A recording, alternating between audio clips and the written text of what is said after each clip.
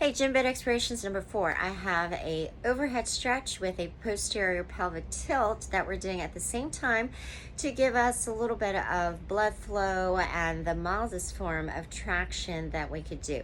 Now, mostly traction or decompression, or the most complete form of it would be using something like a yoga trapeze to hang upside down or hang body weight fully.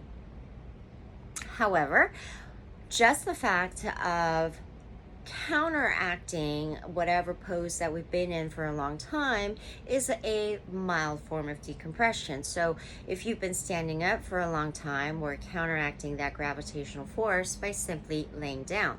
When we've already been laying down for a long time, what we could do is just create some decompression through the spine with the stretches. So the overhead stretch is going to do that. We're also going to engage the blood flow from top to bottom with the posterior tilt. All right, so a couple of little things. I know this might be in the way, but you'll get the gist, just so I'm not going to move it. Then I'm going to talk as if you have your mattress set up right against a wall or a headboard like I do. If you don't worry about it. You could still do this pose. So let's say you wake up in the morning, you would take the pillow away so that you're just laying here without anything under your neck. Then we want to scooch down the bed a little bit. You can have your knees up enough so that when you raise your arm overhead, so if you were doing this standing and let's say you raise your arm overhead and you're not touching the mattress, okay, we want to be able to take that hand behind us, above and behind us, more and more and more, until you're able to get your fingertips inserted right into this gap, even if you have to squish them in, right in between the mattress and the wall or the headboard. And the more you could get that finger stretched in or squished in there, the more contact you're going to feel on the length of your arm with the bed. Okay, so that's what we're going for. We want to be able to stretch higher and higher until we get that finger really deep in there and able to press or feel surface contact with the bed on the majority of our arms. Now from here, you want to then posteriorly tilt your pelvis. You want to scoop the pelvis up. That's going to have to engage your lower abs or your abs in order to press the lower abs to the lower back to the floor. Sorry. So if you were to relax, this is what it looks like. If you were to scoop, that's what it looks like. Okay, so scoop and relax, scoop and relax. So you should be able to feel and see that on yourself fairly easily.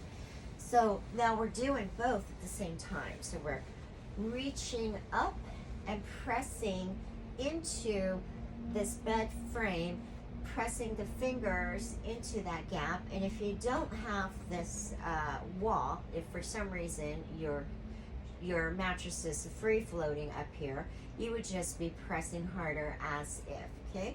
Then as you're pressing into your hands, you're also posteriorly tilting your pelvis, and you would hold that for 5 seconds before you release.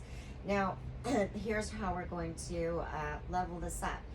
When you're pressing your hand into that wall, you also want to think about turning your hand. You're not really going to move the hand, but you want to put the pressure and as if you're screwing it, and that movement will exactly follow the movement of your shoulder blades trying to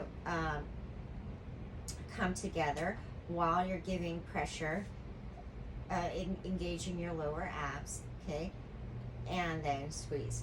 And then the last thing, if you're able to keep all this together, is to focus on your rib cage. So when you take a deep breath, that rib cage should not only travel up, but you should feel it expanding outward. Okay, so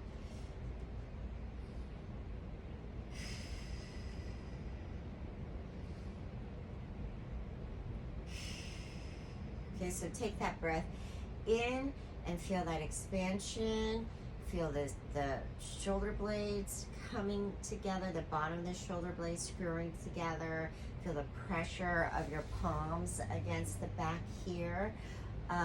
Feel your abs engaging, and then relax. So contract and relax, contract and relax. So it'll be like 5-10 seconds of the breath in and then relax. Okay, so overall we're going for this blood flow, a little bit of the decompression that I was talking about, a little bit of your muscles, you know, warming up. So this is a great one to kind of throw in and prep you to do anything else that we're going to, you know, you'll pick up to incorporate.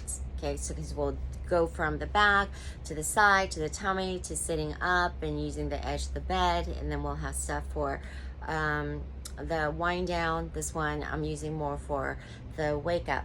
All right, so give it a go. Remember, we're always trying to go for the feel good cue, and then once you are feeling good, then you want to think about the ways that you can level it up and constantly engage your mind-body connection, and using the bed itself, the mattress itself, as your full contact tactile feedback. Have fun.